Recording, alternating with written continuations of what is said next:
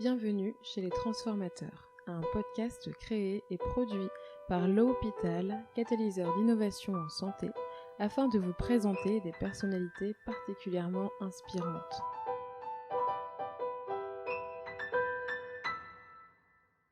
Professionnels de santé, entrepreneurs ou encore écrivains, ils et elles agissent au quotidien pour bouleverser notre système de santé. Je suis Lidwine Vaillant, j'ai écrit le livre Réinventons le secteur de la santé, ils l'ont fait, découvrez leurs clés, qui s'intéresse justement aux transformateurs dans la santé. Aujourd'hui, j'ai le plaisir de recevoir Antoine Priou, pharmacien au cœur du plateau de Millevaches, dont la raison d'être est de se rendre inutile, en faisant en sorte que les gens se maintiennent en bonne santé du fait d'une prévention efficace. Alors, je suis Antoine Priou. J'ai grandi sur le parc naturel régional du plateau de Millevaches en Limousin. J'ai des parents qui sont médecins et pharmaciens. Ça m'a amené à la santé. J'ai fait de la pharmacie d'officine. Et puis, je me suis posé beaucoup de questions durant mes études par rapport à l'avenir du système de santé, l'avenir de ma profession.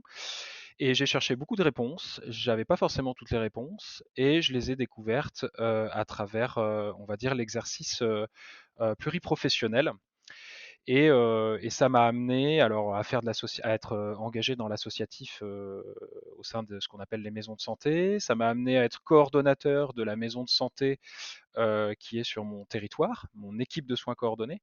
Et aujourd'hui, je suis pharmacien d'officine sur ce territoire-là et j'essaye de mettre en application ce que j'ai théorisé à travers différents travaux dans mon exercice quotidien et de développer des outils pour transformer le système de santé. C'est l'objectif que je me suis fixé. Voilà, ni plus ni moins. Donc ma raison d'être, c'est à la fois de transformer le système de santé et puis d'un point de vue un peu plus conceptuel, ce serait finalement de ne plus avoir de raison d'être. Ce serait de devenir inutile au sens où si demain tout le monde est en bonne santé ou si tout le monde est en capacité de se maintenir en bonne santé au sein de sa communauté, c'est une excellente nouvelle. Voilà, ce serait une excellente nouvelle. Ok, donc faire en sorte que les gens n'aient plus besoin de toi. Idéalement, ouais. Voilà. C'est un peu kamikaze comme... Ouais, en tant que pharmacien, c'est bon. Après, ça met le doigt sur quelque chose d'absolument matriciel et qui est, de mon point de vue, le principal problème, c'est que aujourd'hui, on est quand même dans un modèle économique et ça vaut à peu près pour tous les acteurs de santé, et l'hôpital compris, où grosso modo, plus les gens sont malades, plus on gagne notre vie. Et c'est dramatique, ça devrait être finalement l'inverse. Moi, je voudrais être rémunéré pour maintenir en bonne santé les gens. Je me considère comme le gardien des poisons, c'est-à-dire que je devrais être rémunéré pour les médicaments que je dispense pas, parce que je ferais de la prévention efficace sur un territoire, parce que on aurait développé chez les citoyens, chez les patients, une capacité à se maintenir en bonne santé, etc., etc. Donc finalement, même si c'est quelque chose de très idéalisé et d'assez utopique, le fait d'essayer de se rendre inutile dans le système de santé actuel, je pense que c'est finalement une chose très vertueuse. Mais on aura toujours besoin de nous, d'une manière ou d'une autre, finalement. Euh, Pourquoi toi suivre les pas de tes parents dans cette profession de pharmacien? Disons que la santé m'a toujours intéressé. J'étais plutôt, on va dire, attiré par la physique, la chimie. Et puis c'est devenu, enfin, il y avait à la fois une question aussi d'un peu de facilité, hein, c'est-à-dire j'étais dans les pas de quelqu'un qui avait déjà ouvert un chemin. Et puis voilà, ils exercent sur un territoire en milieu très rural, où aujourd'hui on a des mécaniques de désertification. Et puis je les ai vus finalement innover, se battre, peut-être être aussi dans une forme d'abnégation, de sacrifice, pour essayer de maintenir l'offre de soins et de santé sur ce territoire-là. Donc je me suis dit que c'était des métiers qui étaient pleins de valeur. Et puis quand j'ai commencé à mes études, là j'ai compris que entre, on va dire, le côté idéalisé et la réalité du terrain, il y avait quand même un certain gap. Et en 2007, il y a eu vraiment un événement assez important, c'est que j'ai découvert, on va dire, l'écologie politique avec l'appel de Nicolas Hulot aux différents candidats de la présidentielle. Et j'ai découvert, on va dire le rapport, ce qu'on appelle aujourd'hui le rapport Meadows, le rapport du MIT sur les limites à la croissance. Ça m'a amené à lire certains penseurs comme Ivan Illich et son Némésis médicale. Ça a vraiment été une lecture assez fondamentale qui m'a mis devant les yeux la notion de iatrogénèse, donc les effets contre-productifs que pouvait avoir notre système de santé.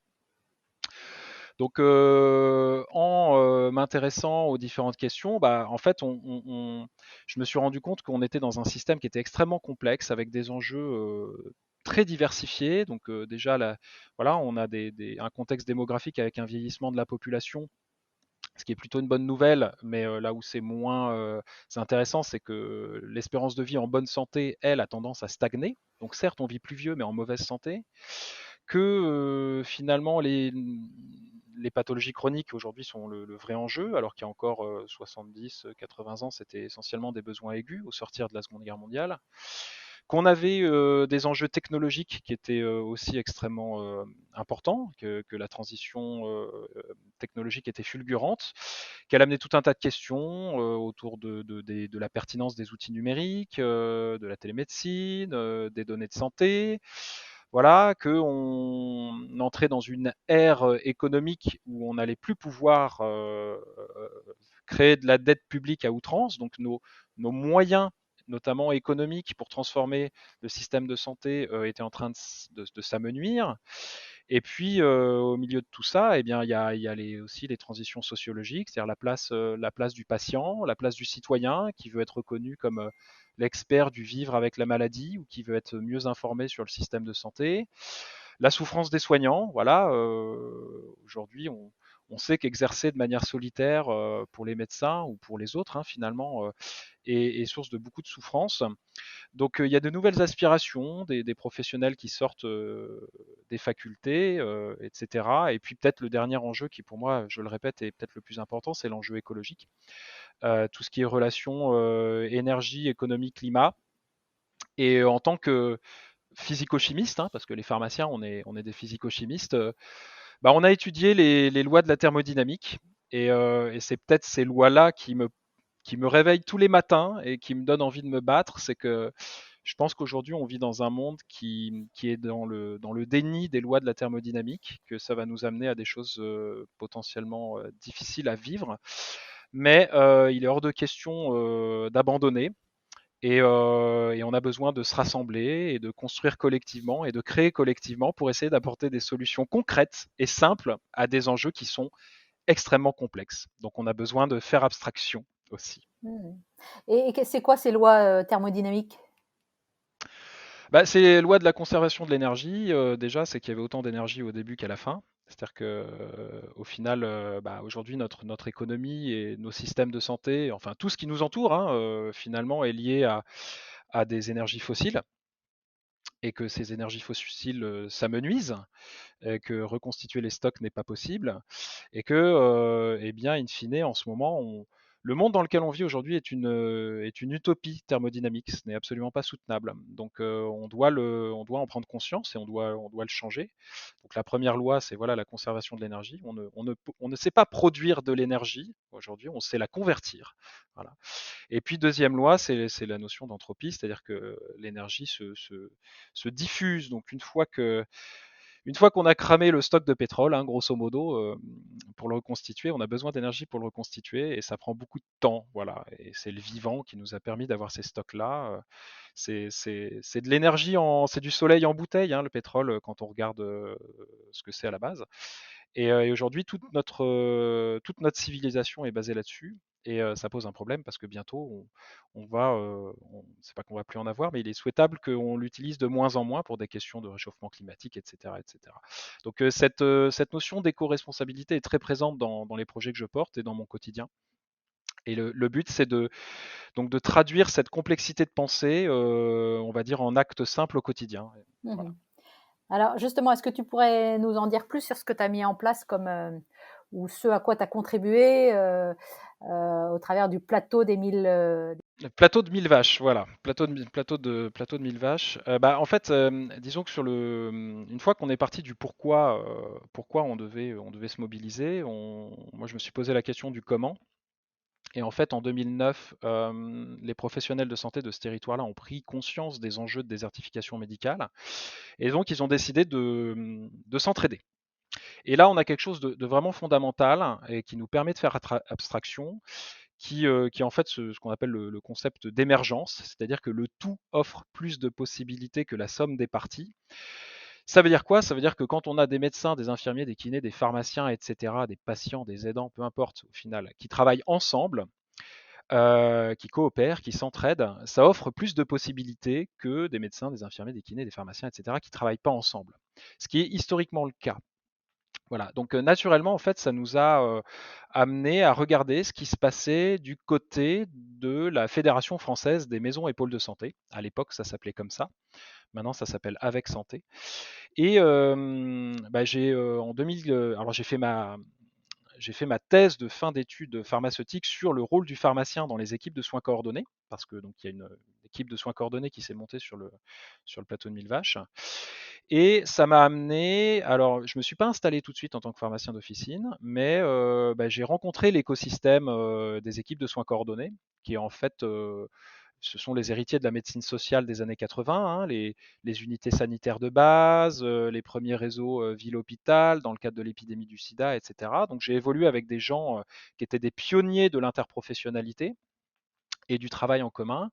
J'ai cofondé la Fédération Limousine. Maintenant, je suis administrateur de la Fédération Nouvelle-Aquitaine des maisons et pôles de santé. Et donc, je me suis installé en 2016 en tant que pharmacien d'officine sur ce territoire-là, avec la volonté de développer au sein de l'exercice pharmaceutique, de la pharmacie d'officine, ces notions d'interprofessionnalité. Parce que effectivement, réfléchir, discuter, causer, c'est très très bien. Les processus d'idéation sont absolument fondamentaux. Mais à un moment donné, si on ne se met pas à faire, si on ne se met pas à mettre les mains dans le cambouis, si on ne se met pas à faire des choix qui sont très engageants, à prendre des responsabilités, à prendre des risques, à tester le chemin, on va nulle part. Enfin, on ne fait que parler. Donc, en 2016, je me suis dit, allez, c'est bien beau de blablater. Va falloir se mettre en situation réelle. Voilà. Et donc, alors déjà, j'ai acheté une pharmacie d'officine. Alors, ce qu'il faut savoir, c'est que ça coûte cher. Donc là, j'ai reçu de l'aide. Et à partir de là, euh, on a réfléchi à comment trouver des points de détail qui nous permettraient de transformer radicalement l'exercice pharmaceutique. Alors c'est pour ça que depuis on a créé une association qui porte ces notions de recherche et développement, qui s'appelle Papillon. C'est-à-dire que autre moyen qu'on a eu pour faire abstraction, c'est se dire on vit dans un système dynamique et complexe. Quel est le meilleur modèle théorique pour transformer ces systèmes-là? Et en fait, quand on regarde d'un point de vue scientifique, c'est la théorie du chaos, c'est la météorologie, c'est des gens comme Edward Lorenz qui, dans les années 70, ont dit, voilà, est-ce que le battement d'aile d'un papillon au Brésil peut déclencher une tornade au Texas? D'où ça, on va dire, populariser la notion d'effet papillon. On s'est dit, voilà, nous, qu'est-ce qui ferait que, au sein d'un collectif de soignants, et au sein d'une pharmacie d'officine, quels seraient les détails qui nous permettraient de libérer du temps humain, parce qu'au final, quand on veut soigner, on a besoin de libérer du temps humain, c'est même sûrement la chose la plus fondamentale. Et donc on s'est posé la question, qu'est-ce qui nous permettrait de le faire? Et quand on regarde aujourd'hui ce qu'implique la coordination des acteurs au sein des parcours de soins dans le cadre des pathologies chroniques, par exemple, eh bien, on se rend compte que on doit coordonner des compétences dans nos dimensions qui sont l'espace et le temps. Et malheureusement, pour ce qui est de mesurer le temps, la plupart des médecins en milieu libéral, en soins de premier recours, les médecins généralistes, utilisent comme indicateur temporel le mois. Et ça, c'est vraiment quelque chose de très banal, hein, ce que je suis en train de dire, hein, mais qui est absolument fondamental. C'est que on veut se coordonner en utilisant un indicateur temporel qui n'est pas une norme. Parce que dans un mois, il y a 31 jours, 30 jours, 28, 29 tous les 4 ans. Bref, c'est un boxon pas possible. Ce qui fait qu'il est extrêmement dur d'avoir une vision, on va dire, prédictive des parcours de soins, et notamment des parcours de soins pharmaceutiques. Sachant que les parcours de soins pharmaceutiques, on a une grosse partie de notre activité qui consiste à gérer des flux physiques, c'est-à-dire à commander des médicaments, à réceptionner des médicaments, que ces médicaments-là sont des objets physiques, que dans une boîte de médicaments, des fois il y a 30 comprimés, des fois il y en a 28, des fois on ne sait pas pourquoi il y en a 50, ou 40, ou 20, ou 24, bref. Et en fait, on se rend compte que le fait de ne pas utiliser un intervalle de temps stable, c'est vraiment un problème. Donc la première chose que j'ai faite au sein du pôle de santé 1000 soins, j'ai dit au médecin, prescrivez en multiples de semaines. Parce que jusqu'à ce qu'on me prouve le contraire, dans une semaine, il y a toujours 7 jours. Et ça peut paraître un détail, mais en fait, c'est absolument structurant pour demain penser les parcours de soins, et notamment les parcours de soins pharmaceutiques. Et je fais souvent cette comparaison-là avec, par exemple, un architecte qui doit définir les plans d'une maison et avec son maître d'œuvre faire en sorte que un maçon, un charpentier, un plaquiste, un plombier construisent une maison. C'est que eux, ils ont des normes, ils ont le système métrique international et ils ont un calendrier qui fait que, eh bien, pour chaque intervenant, 1 mètre correspond à une distance de 1 mètre. Et ben, quand on veut coordonner de la pathologie chronique aujourd'hui, si on n'utilise pas un indicateur de temporalité qui est une norme, c'est extrêmement difficile. Donc déjà, ça c'est la première chose. Et c'est en fait à partir de là qu'est construit tout notre projet à la fois politique et notre projet d'expérimentation. Donc une fois qu'on a dit ça, on a eu besoin de le traduire d'un point de vue technique. Et là, il a fallu que l'on trouve un logiciel pour pharmacie. Et ça, c'est pas simple. C'est-à-dire que la plupart des logiciels pour pharmacie d'officine, en fait, c'est des logiciels qui sont hérités de la gestion de stock, et notamment de la grande distribution. Là où les logiciels utilisés pour les maisons de santé sont plutôt hérités de l'informatique hospitalière, avec une gestion du dossier médical accessible par différents intervenants, etc., etc. Et en fait, notre capacité d'innovation est très limitée parce que on n'a pas accès au code source des logiciels de pharmacie. Quand on veut des développements spécifiques, c'est très compliqué. Donc, je me suis mis en quête d'un logiciel et j'ai découvert un développeur qui seul avait développé un logiciel de gestion d'officine que personne ne voulait utiliser parce qu'il était tout seul, le mec. Et je me suis dit, bah vas-y mon gars, t'as une techno, personne ne veut l'utiliser. Moi j'ai plein d'idées, mais personne ne veut les mettre en application, donc on va bosser ensemble. Donc j'ai transformé ma pharmacie, c'était en 2018, en espèce de laboratoire de recherche en pharmacie d'officine, où on a réinventé la manière de gérer un stock, en fait, en se basant sur le fait de considérer les ordonnances en multiples de semaines. Et donc, on attribue pour les patients un code couleur qui correspond à 4 couleurs. Il y a 4 couleurs différentes qui correspondent à un cycle redondant dans le temps. Donc on a un calendrier, on a 4 stabilobos sur lesquels, qui nous permettent de colorier notre calendrier. Et en fait, on va grosso modo dire, eh ben, si une personne vient une semaine de couleur rouge, dans 4 semaines, qui sera aussi une semaine de couleur rouge, il est fort probable que cette personne revienne. Et en fait, qu'est-ce qu'on a développé? On a développé un logiciel de pharmacie d'officine avec une approche prédictive et personnalisée des parcours de soins pharmaceutiques. Alors là, c'est un podcast, je ne peux pas vous montrer des images forcément, mais si vous venez à la pharmacie de Buja, vous verrez quelque chose d'unique en France. Et en fait, tout ça nous a permis quoi? Ça nous a permis de chanter des étapes de manutention, donc de libérer énormément de temps. Ça nous a permis d'avoir une vision prédictive, anticipée et personnalisée de notre gestion de stock. Donc, dans ma pharmacie, les patients qui viennent me voir régulièrement ou qui m'ont déclaré comme leur pharmacien correspondant, c'est un peu l'équivalent du médecin traitant, mais pour les pharmaciens, eh ben, ils ont une petite barquette en carton à leur nom dans lesquelles je vais mettre je vais préparer leurs médicaments. Et quand ils arriveront à la pharmacie, je vais là aussi gagner énormément de temps sur des étapes de manutention, le fait de scanner des boîtes ou de facturer une ordonnance.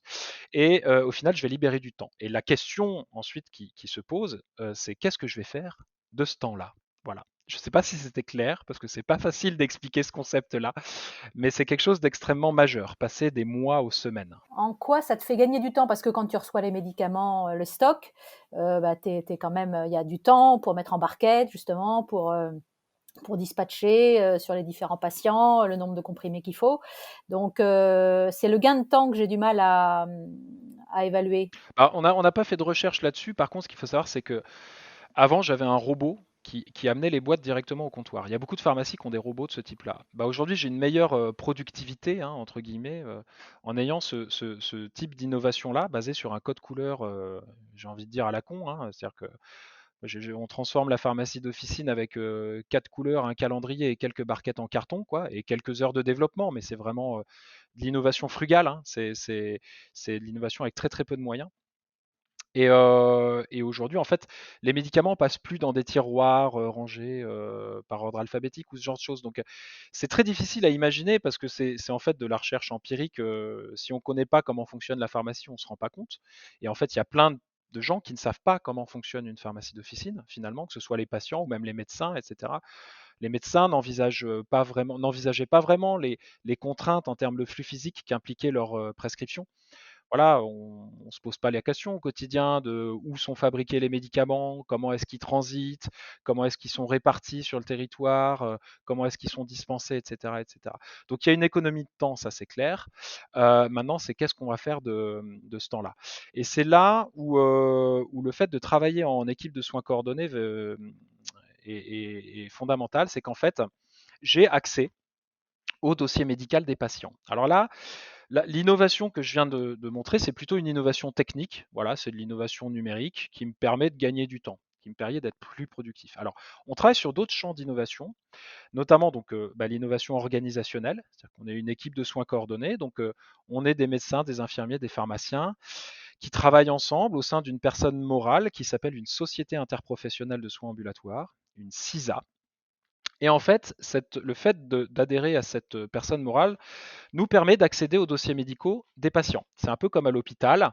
Quand vous rentrez à l'hôpital, les différentes personnes qui travaillent dans cet hôpital-là ont la capacité d'accéder à vos informations médicales si jamais vous êtes hospitalisé. Là, c'est un peu pareil, mais dans les soins de premier recours. Ce qui veut dire que moi, en tant que pharmacien, dans ma pratique professionnelle, ça m'apporte des informations qui sont absolument fondamentales. C'est-à-dire que je peux enfin vérifier l'état d'une fonction rénale, d'une fonction hépatique, j'ai accès aux diagnostics cliniques, j'ai accès aux antécédents. Et surtout, et c'est là un point qui est extrêmement stratégique, je peux fournir de l'information à l'équipe. Et là, les pharmaciens ont un point de vue qui est extrêmement intéressant en termes de santé publique et en termes de connaissance du patient à fournir à l'équipe de soins coordonnés. En fait, là aussi, ça rejoint un concept qui est un peu celui de Wikipédia, c'est-à-dire qu'on fait ce qu'on appelle du crowdsourcing, c'est de la production de données participatives, c'est-à-dire que chaque professionnel de santé qui gravite autour d'un patient va pouvoir amener un petit peu d'informations à ce patient-là, et c'est plutôt une bonne nouvelle parce que ça veut dire qu'on améliore notre point de vue sur le patient, voilà, qui n'est pas juste le point de vue du médecin généraliste, hein, mais c'est un point de vue combiné, discuté, critiqué du médecin, de l'infirmier, du kiné, de l'aidant familial, du patient lui-même, du pharmacien, etc. Donc on a une capacité pour apporter de l'information. Et la question, c'est qu'est-ce qu'on va faire de cette information-là une fois qu'on va l'apporter sur le dossier médical. Donc, en fait, ça ouvre un potentiel de stratégie de projet de santé. C'est-à-dire qu'une équipe de soins coordonnés, une maison de santé, même si on essaie de se défaire du terme, elle rédige ce qu'on appelle un projet de santé commun. Ce qu'il faut savoir, c'est qu'une maison de santé, donc c'est des méthodes communes, c'est des objectifs en commun, c'est un cadre de valeurs commun, c'est une stratégie commune basée sur l'usage d'un outil commun, le logiciel de maison de santé. Voilà. Et en fait, les informations qu'on va être en capacité d'amener vont nous permettre d'avoir une vision sur l'état de santé du territoire. Donc si je suis capable à la fois de dire quel est précisément l'état de santé de mon territoire, par exemple, je pourrais vous dire combien j'ai de personnes qui fument. Voilà, il suffit que j'interroge ma base de données pour vous dire, bah, j'ai 532 fumeurs aujourd'hui sur la montagne Limousine. Et tu veux dire que dans l'exercice classique d'un pharmacien, il n'a pas accès au dossier médical du patient, Non, c'est non. cloisonné, quoi. Ouais, c'est très cloisonné. Les informations ne suivent pas. L'interopérabilité est un enjeu dont on parle depuis une bonne quinzaine d'années, mais on n'a toujours pas. C'est en cours, hein, mais il y a des défis techniques qui sont en train d'être relevés. Le dossier médical partagé national, jusqu'à présent, c'est quand même un échec. On verra ce que ça va donner avec la stratégie que notre Dominique Pont National est en train de mener. Dominique, pour qui j'ai un respect immense, et ce à quoi il s'attelle n'est pas une mince affaire. Tu as pu échanger avec lui? Bah oui, brièvement, parce qu'on a fait partie du même MOOC Leader in Health qui a été porté par le Centre de recherche interdisciplinaire. Voilà, bon après on est sur des mondes très différents. Ce qu'il faut savoir, c'est que quand on est un pharmacien d'officine trentenaire perdu au fin fond d'un territoire rural et qu'on veut se faire entendre dans un système de santé qui est très médico-centré, très hospitalo-centré et assez parisiano-centré aussi, faut quand même le remarquer. Et si on veut se faire entendre dans nos hautes sphères, c'est quand même assez compliqué. Donc, mais in fine, quand on regarde aujourd'hui, et votre podcast finalement là, est là pour aussi créer du lien, c'est qu'en fait, partout où il y a de la contrainte, partout où il y a de la difficulté, eh ben, on voit émerger naturellement, et c'est le propre, c'est du néo-darwinisme classique, hein, on voit émerger de l'innovation, parce que finalement, l'innovation, c'est de la résistance, c'est de l'adaptation à des contraintes, etc. Donc oui, j'ai pu rencontrer Dominique et d'autres innovateurs, parce que sur notre territoire, on est dans des situations qui sont tellement catastrophiques en termes de santé publique qu'on est bien obligé de se bouger. Et puis en plus, on a de moins en moins de médecins. Enfin, nous, la désertification médicale, c'est notre quotidien. Donc quand on est dans des processus où il en va on va dire, entre guillemets, de la survie de notre territoire, que ce soit en termes d'offres médicales ou en termes de patients, quoi. Enfin, je veux dire, nous, on est à 35 minutes des urgences quand il fait beau. On est en zone de moyenne montagne, donc on est très isolé, et donc il faut bien qu'on se débrouille. Donc c'est du système D, donc c'est de l'innovation frugale, donc on se remet en question beaucoup plus facilement parce on est acculé finalement. Donc on innove d'un point de vue organisationnel parce qu'on pense que l'entraide, la coopération, l'interdépendance sont absolument fondamentaux pour voir les choses différemment. Et aujourd'hui, qu'est-ce qui nous permet d'améliorer notre prise de décision? Eh ben, c'est l'accès à l'information. Et qu'est-ce qui nous permet de nous améliorer en termes de pratiques professionnelles? Eh ben, c'est le fait d'analyser euh, nos pratiques par l'information que l'on recueille et que l'on structure. Et quand on parle aujourd'hui de bases de données, et notamment de bases de données de vie réelle, c'est quelque chose dont sont absolument friands les industriels, les gens qui font de la recherche en médico-économie, etc. Bon, c'est tout l'enjeu autour du Health Data Hub, par exemple. Bah, moi, je leur dis, mais nous, des données de vie réelle, on a ce qui se fait de plus haut de gamme en termes de données de vie réelle. C'est-à-dire que sur nos logiciels de maison de santé, on a les déterminants de santé, les états cliniques dans le temps, les données paracliniques, donc les biologies, on a les données de prescription, de dispensation de médicaments, etc. Et ces données-là, on les a de manière nominative, c'est-à-dire qu'on les a en clair. C'est-à-dire que si demain, en plus, on doit s'appuyer sur les équipes de soins coordonnés ou le pharmacien dans le cadre d'une politique de santé qui a comme principe fondamental la subsidiarité, c'est-à-dire quel est le plus petit échelon capable de faire le taf, eh ben, je peux le faire. Pourquoi? Ben, parce que je te disais tout à l'heure, je peux afficher les 532 personnes qui fument sur mon territoire. Et j'ai leur nom, et j'ai leur 06, et j'ai leur adresse mail, et j'ai le droit d'avoir ces données-là. Bon, alors je recueille leur consentement, hein, mais j'ai le droit ensuite de les gérer au niveau de mon équipe pour porter le projet de santé. Donc admettons, j'ai le mois sans tabac qui arrive.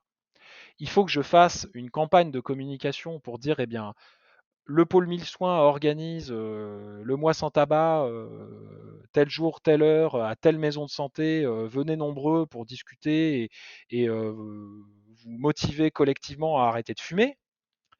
Je peux envoyer un SMS, je peux envoyer un mail, je peux même mettre un tri-volet dans la barquette en carton de Madame Michu. Et d'une année sur l'autre, je vais être capable de voir si mes actions de santé publique diminuent le nombre de personnes qui fument. C'est-à-dire que d'une année sur l'autre, si j'ai toujours le même nombre de personnes qui fument, il faut que je me remette en question. Mais on peut faire ça aussi sur, j'en sais rien, moi, les personnes atteintes de diabète non stabilisées au niveau de leur hémoglobine glyquée. Donc d'une année sur l'autre, je pourrais évaluer si mon programme d'éducation thérapeutique du patient est efficace ou pas, parce que je suis capable, en temps réel, de vous dire combien j'ai de personnes diabétiques, de croiser cette information-là avec des données biologiques ou d'autres données liées, j'en sais rien, moi, ça peut être le risque psychosocial chez les paysans, les agriculteurs, ça peut être tout un tas de choses. En fait, ce qu'on a développé, ni plus ni moins, hein, c'est un outil de gestion du risque en santé communautaire qui a pour objectif en fait de maintenir en bonne santé un territoire et de s'organiser collectivement entre professionnels de santé, citoyens usagers, représentants de patients, pour maintenir en bonne santé ce territoire-là. Et on est dans une forme d'autogestion. C'est-à-dire qu'on prend nos propres décisions en discutant collectivement du projet de santé. Et puis on a nos bases de données qui sont très localisées, mais qu'on a là aussi en autogestion. C'est-à-dire que je suis capable aujourd'hui de requêter ma base de données et j'ai le droit de le faire pour piloter la stratégie de mon projet de santé. Donc en fait, on se rapproche de ce qu'on appelle les systèmes de santé intégrés, hein, dont il y en a beaucoup outre-Atlantique, hein, Kaiser Permanent par exemple. Donc c'est ce qu'on fait aujourd'hui dans une maison de santé. Et ce qui est majeur dans notre expérimentation, enfin on en est convaincu, c'est que on a réuni en fait les pharmaciens d'officine et les autres membres de l'équipe de soins coordonnés en un même lieu en tant que personne morale, mais aussi en un même lieu technique, c'est-à-dire numérique, c'est-à-dire en termes de dossier. Voilà. Et le pharmacien, et je vais terminer là-dessus pour parce que ça fait déjà bien 10 minutes que je suis en train de tenir le crachoir.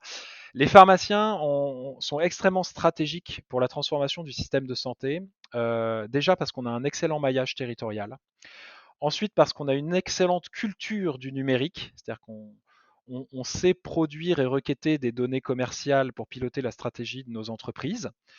Maintenant, quand il faut produire et requêter des données de santé pour piloter la stratégie d'un projet de santé, on va dire que nos aires cérébrales qui nous permettent de comprendre sont déjà un peu agencées. C'est juste qu'il faut qu'on change l'objet, il faut qu'on change la finalité de traitement des données que l'on produit.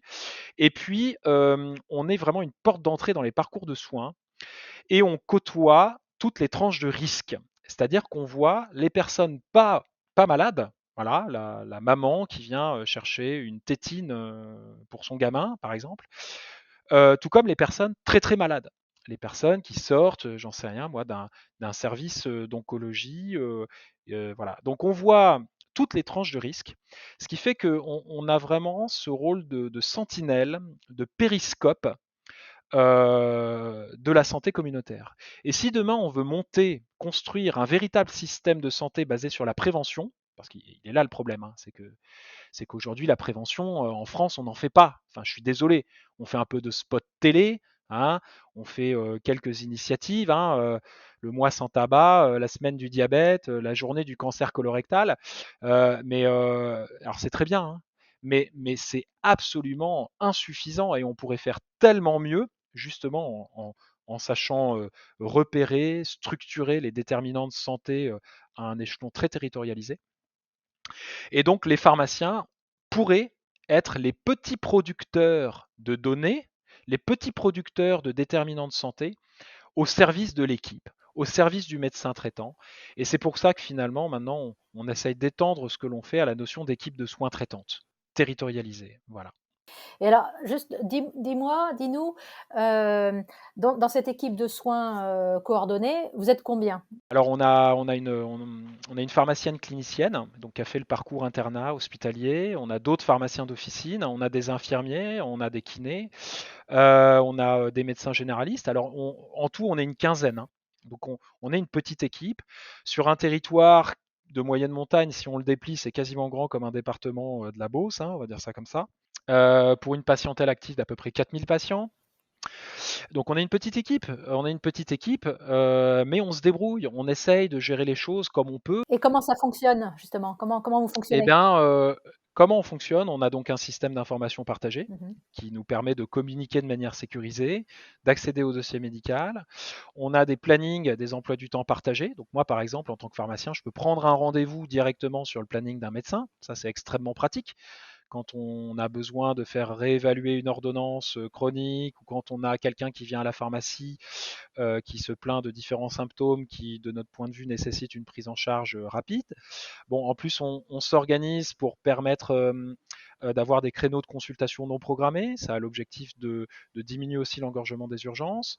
Et puis, on met en place des protocoles de prise en charge pluridisciplinaires, donc sur la gestion de certains médicaments, comme les antivitaminiques K, sur le diabète non stabilisé, ou sur, nous voilà, on a un problème avec la maladie de Lyme, la borréliose et les tiques. Donc on met en place en fait des protocoles qui nous permettent d'améliorer nos pratiques professionnelles en lien avec nos problématiques de territoire. Voilà, on essaye aussi dans les pratiques pluriprofessionnelles, on a vraiment fait des premières en France en s'inspirant de ce qui se fait ailleurs, hein. Alors donc c'est pas vraiment des premières, mais on a mis en place par exemple des cercles de qualité médecins-pharmaciens. Et ça, c'est notre pharmacienne clinicienne qui l'a mis en place. C'est-à-dire que par une analyse des données de prescription de nos médecins, on est capable de voir si, au regard des publications scientifiques toutes fraîches, eh ben, si nos médecins ils prescrivent correctement les antibiotiques, par exemple, ou les inhibiteurs de pompe à protons, qui sont des médicaments dont on remet en cause leur usage aujourd'hui. On est capable de voir est-ce qu'on prescrit pas trop d'anti-inflammatoires dont on sait qu'ils sont responsables d'insuffisance rénale aiguë et qui emmènent papy et mamie à l'hôpital.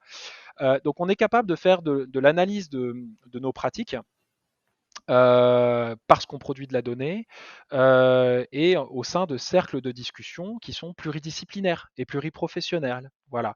Donc ça, c'est un exemple parmi Mmh. d'autres.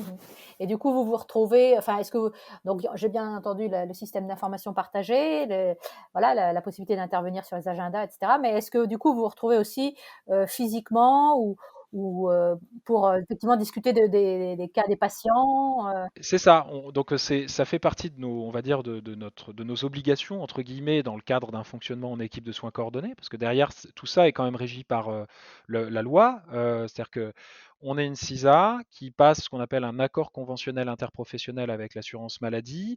Notre projet de santé doit être validé par l'agence régionale de santé, et derrière, eh bien, on met en place ce qu'on appelle des réunions de coordination pluriprofessionnelle. C'est du staff, hein, n'importe quel hospitalier sait ce que c'est qu'un staff. Nous, on fait un peu pareil, c'est-à-dire qu'on discute de patients complexes, où on discute de la manière dont on devrait mettre en place telle ou telle initiative pour répondre à tel ou tel besoin d'une tranche de population, par exemple. Qu'est-ce qu'on va faire pour les agriculteurs qui sont en souffrance psychologique, par exemple? Qu'est-ce qu'on va faire pour, j'en sais rien, moi, améliorer la prise en charge des addictions chez les adolescents, etc. Donc, on est capable, lors de ces réunions-là, en fait, de questionner nos approches. Et notre boîte à outils s'appelle la matrice de maturité. Alors, c'est la Haute Autorité de Santé qui a édité cet outil-là, qui en fait permet de suivre, on va dire, la maturité d'une équipe de soins coordonnés. Euh, et donc, on a différents indicateurs. Comment est-ce qu'on va impliquer les patients et les citoyens usagers dans notre projet de santé? Comment est-ce qu'on va améliorer notre production d'informations sur notre logiciel? Comment est-ce qu'on va structurer l'information pour pouvoir l'utiliser ensuite? Comment est-ce qu'on va apprendre à apprendre de l'autre? c'est-à-dire mieux connaître la pratique de l'infirmier ou du médecin. C'est un peu voilà, c'est vie ma vie, quoi. Apprendre quelles sont les contraintes de l'autre, comment est-ce qu'on peut se rendre service dans une logique d'interdépendance pour faire en sorte que l'ensemble du collectif s'améliore et soit plus épanoui et soit plus heureux au final, parce que la raison d'être de chaque humain, je pense que c'est de tendre vers le bonheur, répondre à ses différents besoins. Donc on utilise différents outils, voilà, l'échelle des besoins de Maslow, enfin des choses assez classiques qu'on retrouve dans le management, questionner le leadership, comment est-ce qu'on va prendre les décisions de manière la plus transversale possible. Donc c'est lors de ces réunions-là, entre autres, hein, qu'on aborde tous ces sujets. Et puis derrière, comment est-ce qu'on va innover et comment est-ce qu'on va faire de la recherche. Là, il y a vraiment un enjeu fondamental, c'est-à-dire on a eu un label qui s'appelle Maison de santé universitaire. On a la présence au sein de notre équipe d'un ancien professeur de médecine générale, alors qui est encore professeur émérite et qui exerce encore la médecine générale. Donc on a la capacité de porter des projets de recherche. Ce qu'il y a, c'est qu'aujourd'hui, la recherche en soins de premier recours, notamment la recherche pluriprofessionnelle et pluridisciplinaire en soins de premier recours, alors là, en France, c'est de l'ordre de rien, quasiment rien n'est fait. Voilà. Il y a quelques labos qui commencent à se monter, où on a des pharmaciens qui intègrent les départements universitaires de médecine générale. Voilà, à Angers, ils y travaillent un peu. Sur du pluridisciplinaire, c'est-à-dire comment est-ce qu'on va mettre de la recherche en sciences informatiques, en sciences sociales, en médico-économie, en sciences médicales, en un même endroit. Bon, bah, il y a très très peu de labos qui le font. Il y a très très peu de moyens. Aujourd'hui, la recherche est très hospitalo-centrée sur des problématiques plutôt d'organes, hein. La recherche en prévention, finalement, bah, on la cherche, hein. Voilà. On recherche la recherche en prévention. Et ce qui est marrant, c'est qu'en fait, on travaille aujourd'hui, on accueille des Master 1, des Master 2, santé publique, etc., qui viennent travailler sur certaines informations issues de nos systèmes d'information partagées. Alors forcément, on pseudonymise les choses, etc. On essaye de respecter le cadre légal, même si on est très peu et on a très peu de moyens. Donc, moi, je suis pharmacien d'officine, mais je coordonne une maison de santé. Je facilite des projets de maison de santé sur d'autres territoires de par mes fonctions à la fédération. Donc, je suis un facilitateur. Donc, parfois, une fois que j'ai fermé la pharmacie, je fais 1 heure de route pour aller au fin fond de la Creuse, pour faire un retour d'expérience auprès d'autres médecins, infirmiers, etc. Mais aussi, on est aussi des encadrants de stages, où on est des maîtres de thèse pour des médecins, des infirmiers, etc. Et donc, on essaie de faire de la recherche à notre niveau sans aucun moyen, mais on fait aussi des premières. Voilà, et c'est ça qui est drôle, c'est qu'en fait, il y a tellement tout à faire aujourd'hui dans la recherche en soins de premier recours que la moindre petite avancée est finalement assez historique. Et c'est ça qui nous anime aussi, c'est que ce qui nous porte, c'est qu'on a vraiment l'impression de défricher des nouveaux chemins. Et en plus, on a une certaine capacité en termes d'outils numériques. C'est-à-dire que nous, on a pu développer nos propres outils numériques. Et là, il y a quelque chose d'absolument fondamental. C'est-à-dire que la liberté d'innover, aujourd'hui, est très freinée par le fait qu'on n'a pas accès au code source des logiciels. Et c'est aussi une des étapes, enfin une des choses que porte le projet Papillon aujourd'hui, c'est qu'on milite pour une informatique libre. Ce qu'on appelle libre, c'est le fait de pouvoir accéder au code source des logiciels, donc au langage informatique qui structure nos outils numériques, pour pouvoir les améliorer, pour pouvoir les développer, etc. Et donc Papillon, donc, dans nos différentes casquettes en termes de recherche et développement, en ce moment là, on a fait une preuve de concept, on a fait plusieurs preuves de concept assez intéressantes. Et donc, on veut les mettre dans le bien commun. Donc, on a lancé une campagne de financement participatif pour libérer notre logiciel. C'est l'exact inverse d'un dépôt de brevet. C'est-à-dire qu'on a découvert un truc, on pense que ça peut transformer le système de santé. Plutôt que de le breveter, ben non, on le met dans le bien commun. On croit vraiment à la notion de commun aujourd'hui, que ce soit à notre échelle très locale ou à une échelle plus globale. On a des réflexions qui s'orientent autour de ça. Et donc, on souhaite libérer notre logiciel, indemniser son développeur initial, grosso modo pour un coût de 1 euro par pharmacien d'officine en France. Voilà, donc c'est vraiment accessible. Tout le monde peut donner, les citoyens, les professionnels de santé, les assos, les institutions. Vous retrouverez toutes les informations sur papillon.org. Alors, je fais un peu de pub, hein. Mais parce que voilà, on souhaite mettre dans le pot commun nos innovations et le fruit de nos recherches. Et donc, ouais, alors donc quand tu dis libérer le code, ça veut dire en fait partager au plus grand nombre, à tous ceux qui voudraient dupliquer, utiliser ce logiciel, pouvoir se l'approprier, parce qu'aujourd'hui c'est pas possible, quoi, c'est ça? C'est ça. Bah non, parce qu'en fait, on a développé quelque chose d'unique. C'est-à-dire qu'on a développé un logiciel pour pharmaciens correspondants aux yeux de la loi. Alors il y a un décret qui est sorti il y a quelques semaines, donc c'est une véritable avancée, même si le contenu du décret est très polémique et de mon point de vue, ça ne s'est absolument pas fait comme il aurait fallu le faire pour que ce soit acceptable, peu importe. Mais ça fait 4 ans qu'on a été en avance sur notre temps, en avance sur l'évolution du métier de pharmacien. Et il y a beaucoup de pharmaciens qui n'attendent que ça, de changer leur pratique.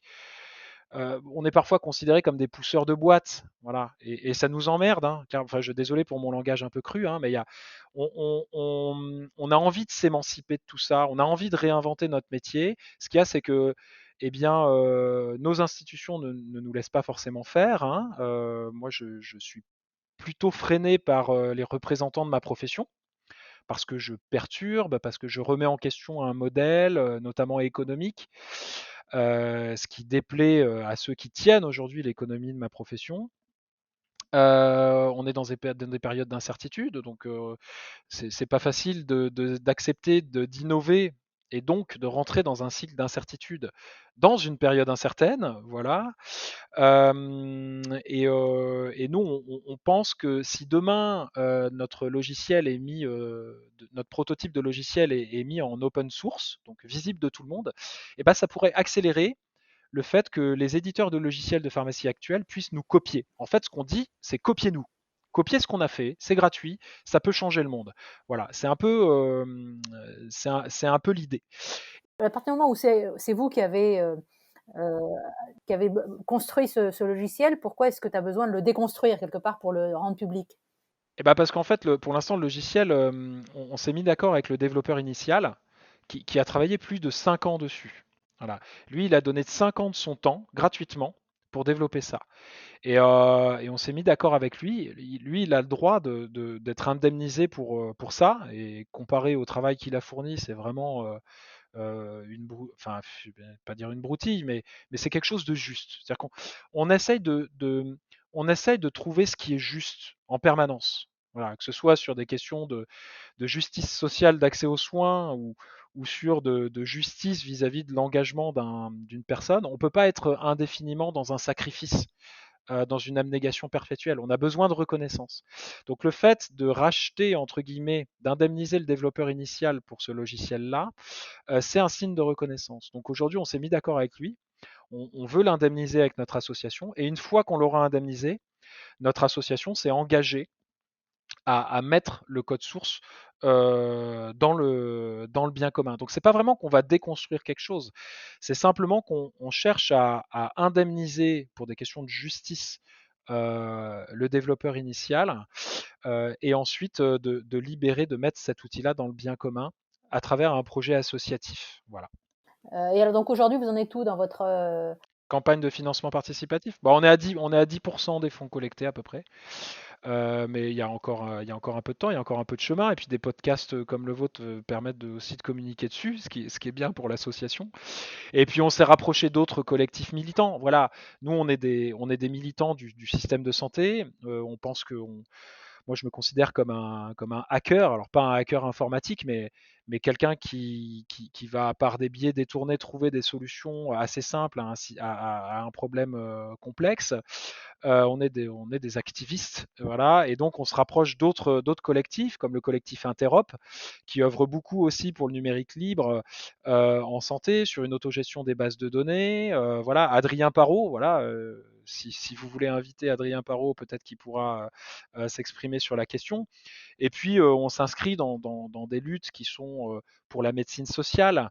Voilà, c'est aussi dans notre ADN. Donc, nous, on est inspiré par les pionniers de la Fédération des maisons de santé, des gens comme Didier Ménard, qui, qui nous ont inspirés à travers à la fois leurs écrits et leurs actions.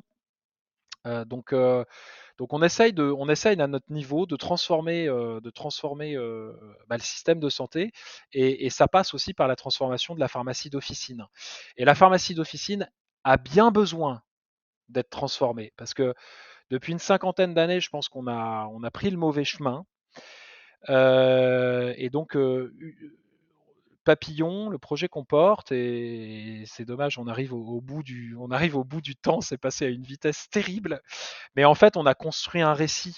On a construit un récit où les pharmaciens et les autres professionnels de santé et les citoyens peuvent se projeter pour se dire, bah voilà, c'est faisable. Il suffit d'y aller, il suffit d'ouvrir les yeux, de regarder ce qui se passe, et en fait, très simplement, on peut changer les choses. Mais disons qu'après avoir causé, il faut oser.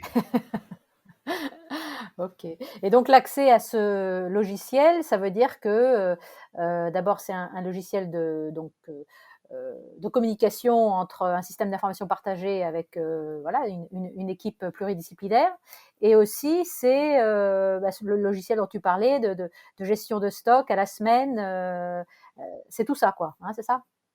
Ouais, alors c'est work in progress. Voilà. C'est que le début, en fait. Nous, avec Papillon, on a montré que tout un tas de choses étaient possibles. Ça nous a demandé du temps, ça nous a demandé une force, une détermination extrêmement. Enfin, ça fait 10 ans qu'on y est, hein. Moi, personnellement, depuis 5 ans, j'y passe mes journées. Chaque jour où je me lève euh, est fait pour montrer que des choses sont possibles. Aujourd'hui, on arrive à un niveau où on peut plus le faire tout seul. C'est-à-dire que on arrive à notre limite, vraiment. Donc, pour changer d'échelle, maintenant, bah, on a besoin de se faire connaître, de faire connaître notre récit, de mettre dans le pot commun les outils qu'on utilise, d'aller voir des chercheurs, des gens qui utilisent des données de vie réelle pour leur dire, mais regardez, il y a ce qu'on appelle des gisements de données à des endroits qu'on soupçonnait pas. Et en fait, à partir de ça, on va pouvoir transformer le système. On travaille beaucoup localement avec l'Agence régionale de santé et la Sécu. Ce qu'il y a, c'est que très localement, ces gens-là, ces représentants de l'institution n'ont aucun pouvoir. Donc, il faut arriver à faire remonter ça dans les différents tuyaux de l'institution, et qui, il faut quand même le dire, est très, très bureaucratique. Faut faire comprendre aux têtes bien faites qui nous gouvernent que l'innovation, elle est sur le terrain, que la créativité, elle est les mains dans le cambouis, hein. Il y a pas de cours de créativité à l'ENA. Il n'y a pas de cours de créativité dans les grandes écoles. La créativité, elle se développe sur le terrain, parce que finalement, il y a plein de gens créatifs qui sont créatifs sans s'en rendre compte, qui le font instinctivement. Et ces gens-là, bah, moi, je les ai trouvés dans l'écosystème des maisons de santé, voilà. Et au final, si on regardait ce qui se passe sur le terrain, en changeant de regard et en écoutant ceux qui tous les jours courbent l'échine pour tenir à bout de bras ce qu'il reste de notre système, qui n'est pas un système de santé, mais qui est un système de maladie. On n'a pas un ministère de la santé aujourd'hui en France, on a un ministère de la maladie. Et donc, si on veut changer le paradigme de ce système-là, eh bien, on doit s'en référer à Thomas Samuel Kuhn, qui a justement popularisé ce terme de changement de paradigme, et qui nous dit qu'un changement de paradigme, c'est une mécanique sociologique qui implique la genèse d'une communauté de pensée, de méthodes, d'objectifs et de moyens autour d'outils communs. Et ben, cette définition-là du changement de paradigme par Kuhn, c'est exactement la définition d'une équipe de soins coordonnés. Et je pense que c'est exactement la définition de tous les collectifs innovants qu'on peut retrouver en France, que vous mettez en avant dans votre podcast, ou que tu as mis en avant dans ton bouquin.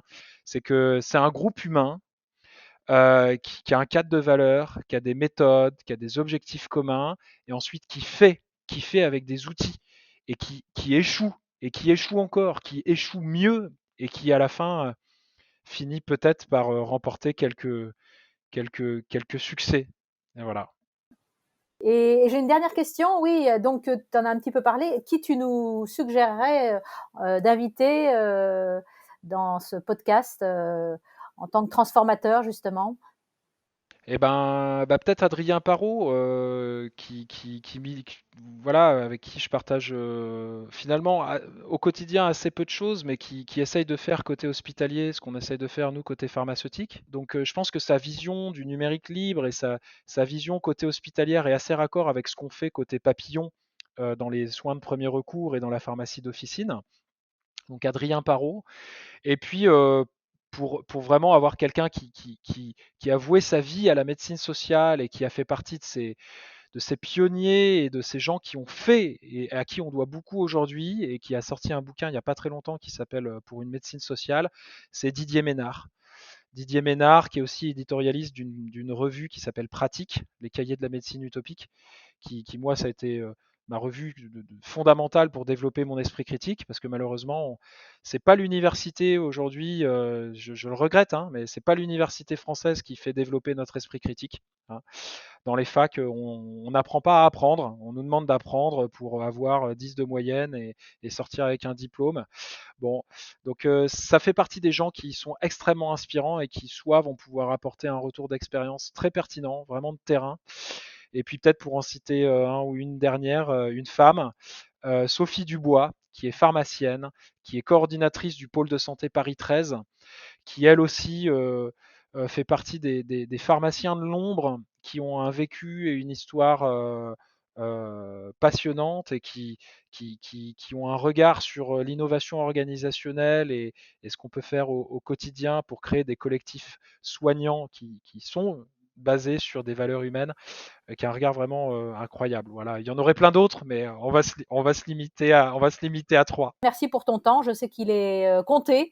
Et puis je te dis à bientôt. Et à bientôt. Et puis pour ceux qui veulent plus d'informations, www.papillon.org. Papillon avec un 4 à la place du A. Et je vous remercie. Merci d'avoir écouté cet épisode des Transformateurs. J'espère qu'il vous a plu. Si c'est le cas, je vous invite à le partager autour de vous, à laisser 5 étoiles et à vous abonner. Transformer le système de santé, c'est justement le cœur de la mission de l'Hôpital. Pour en savoir plus, rendez-vous sur les réseaux sociaux ou sur notre site l'hôpital.care, C-A-R-E. En tout cas, on se retrouve dans 15 jours pour le prochain épisode du podcast.